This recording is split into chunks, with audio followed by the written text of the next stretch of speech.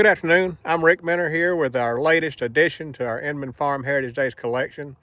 It's a 1950s Ford. I believe it's a 601 tractor. It's like a Jubilee. It's got a 5-speed transmission, and it also has a mounted Ford corn picker.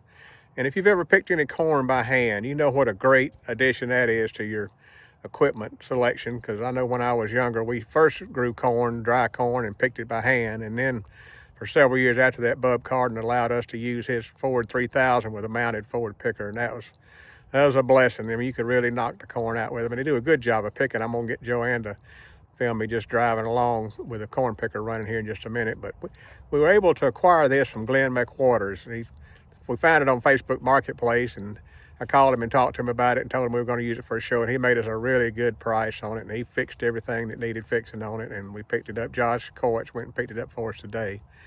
But if you don't know Glenn, I used to know, and actually I got to know him years ago from my earlier career as a NASCAR reporter. And people always ask me about great races I watched over the years, and I've seen a lot of really good races. But one of the best ones I've ever watched was Glenn and Oliver Gentry in the super late model class over at West Georgia Speedway in Whitesburg, Georgia. It's just a kind of off the beaten path country racetrack, but they raced that whole feature for first and second place. And if you didn't know it, you'd think they were just faking it. But one would lead one time in one turn, and the next turn the other would be leading. And one would get on the high side, and then they'd switch and be on the bottom. They just raced and raced and raced.